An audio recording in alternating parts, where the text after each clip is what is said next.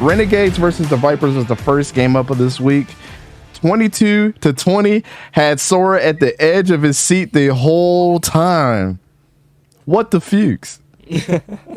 What the Fuchs until they had that last turnover, right? Luis Perez, though, 22 for 36, 249 yards, 3 touchdowns, and 2 interceptions. I think with time, he might be better and better and better. I'm excited to see his development for the rest of the season. The dude didn't play high school football. Just came straight in and did what he had to do. All right, I think he's a former XFL MVP, if I'm not mistaken, from 2 years ago. That is... I think he's USFL. I know he's been on an NFL team, though. He has time in NFL. Yeah, he was one of the more quote-unquote... and they let him go. Yeah. So he is one of the more quote-unquote experienced quarterbacks in the XFL right now. Got it.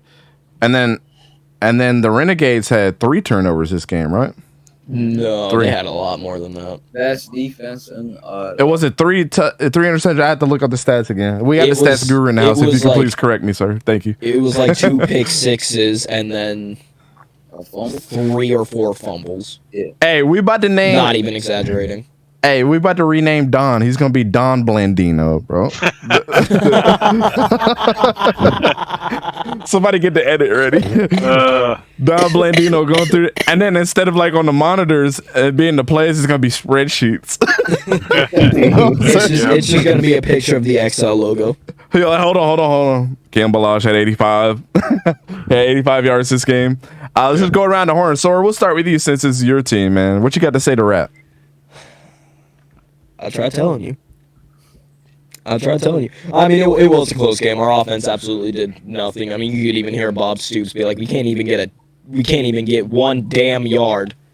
And I mean, that's kind of how it was on offense. I was ready for Kyle Slaughter, especially with how not quick Bob Stoops is, but yeah, Bob Stoops would be ready to switch quarterback at any time. For all I know, week 2 against Houston, it could be Kyle Slaughter. Our defense was obviously, besides the plays where the opening drive, which, I mean, was the first time anybody was ever playing. You saw it with every single team. Every opening drive, I'm pretty sure a team scored at least 3 points. Either a touchdown or a field goal, or got in field goal position. Right. But, I mean, you just kind of saw a struggle with offense. And, I mean, you absolutely can see, again, Kyle Slaughter starting week 2, but there was one blown coverage which led to a touchdown. There was one, I'd say garbage time, but this is the XFL, and we clearly saw with the Bahamas and the Battlehawks that Dude said the Bahamas. There is no garbage time. The Bahamas. The Bahamas. Did I stutter? Nah, he's making fun of you, bro. But, I mean, yeah, our defense is absolutely locked down. I'd argue and say it's the best defense in the league. As of now, week 1, though, for all we know, they could absolutely crap the bed next week against Houston. Looking ahead to Houston, however, I have no idea if they're just that good or if the Guardians are really that bad.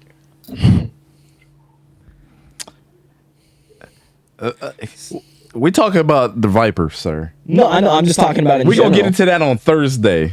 Okay. But yeah, I mean, that's... Oh, sorry. Rebuttal? About the Guardians? I got no rebuttal. I was about to say, he can't rebuttal. He already talked about it in the Slack. You got no rebuttal whatsoever? Well, you going to eat this L? Nah, but tell us about the games. The 2 players I was looking forward to the most they're just MIA. So, I mean, what am I supposed to say? No Francois, no Rambo. True. Paxton Lynch and Cody Latimer. I mean, well, let us know what you saw in this first game. Was it exciting out the gate? Was it everything you thought it was going to be, or was it more? I mean, I mentioned in the Slack, I thought it went by really fast at first. By the time I felt like it had just started, we were already in the second quarter. Mm-hmm. Like, the Vipers were on their second possession, and it was pretty much like, all right, we got 2 minutes till the second quarter. I was like, hold on, wait a minute. Where's the time gone? So I thought that this was a well-coached game. Bob Stoops versus Rod Woodson, who is a first-time head coach. And by the end of the game, you really saw exactly what was happening. Just better coaching.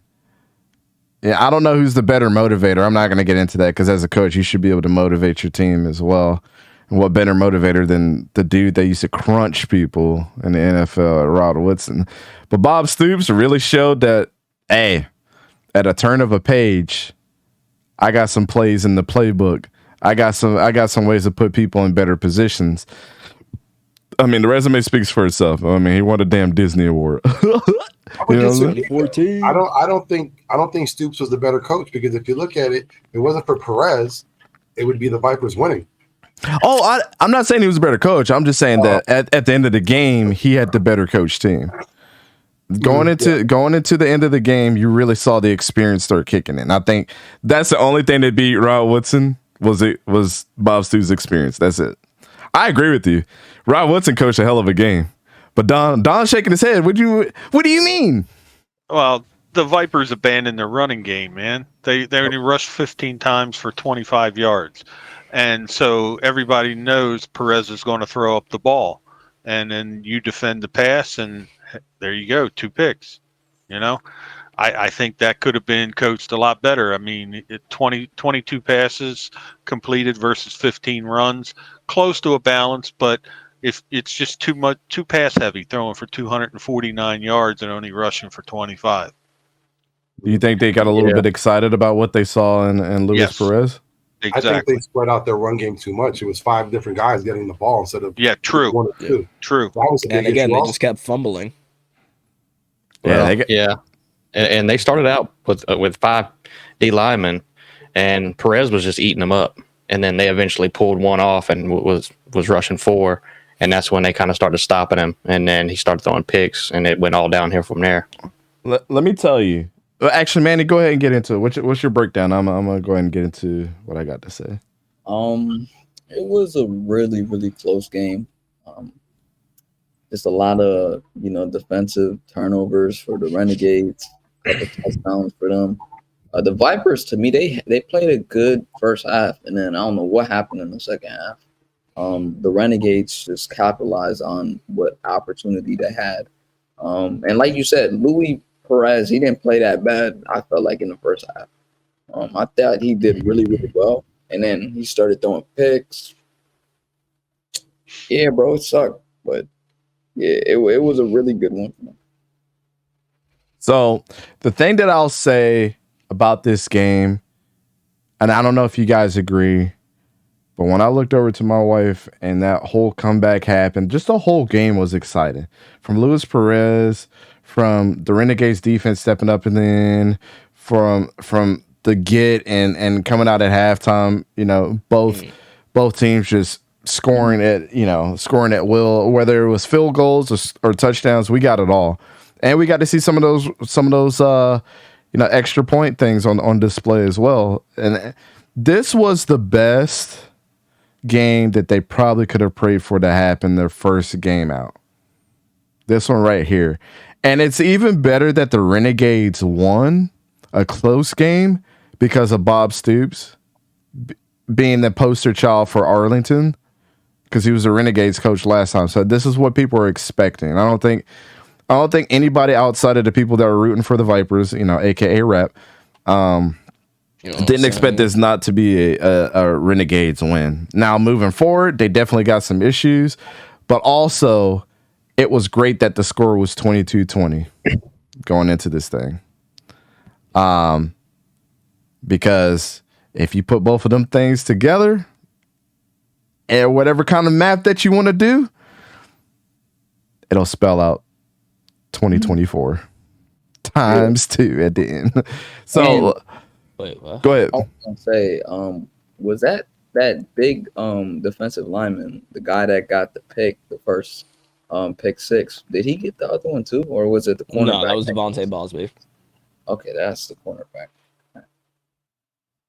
And Yeah, also, you got to give credit to Tim Lewis and Jay Hayes, the defensive coordinators. They put a great game plan together. We've seen there was 4 turnovers in the game. They should be recognized as well. Mm-hmm. Yeah, so I don't think Dwayne Johnson and the whole ownership, they should They should be happy it started off like this. The Rock was getting everybody hyped up. I like the speech he did at the beginning. I like how he explained the X and XFL, which we knew that going into the game as well. How this is kind of a crossroads. That's why there's a gap in the X. If you guys have noticed that this is a crossroads between where they were and where they want to be, or where they're at and where they want to be. I'm glad that they're very self-aware that they're not trying to compete with the NFL because of their whole talks and everything. So their goal is to get these players to the next level. But again, it was exciting from start to finish, and then the finishing, just capping it off the way that it did. It was chef's kiss for the first game of the XFL season this go around. Every game was close. I said that was gonna happen the week of the XFL, and besides the Roughnecks game, that game got like out of hand like really quick. But besides that, every other game was really close. Yeah, and I can't wait to talk about those other games. Yeah, and credit Danny Garcia, because you mentioned it earlier, but it was her vision, it was her plan. Everything was her. I understand The Rock's a big name, he's involved, but let's be honest, he isn't really doing much other than the financial backing, and he's not doing most of it because she sponsorships.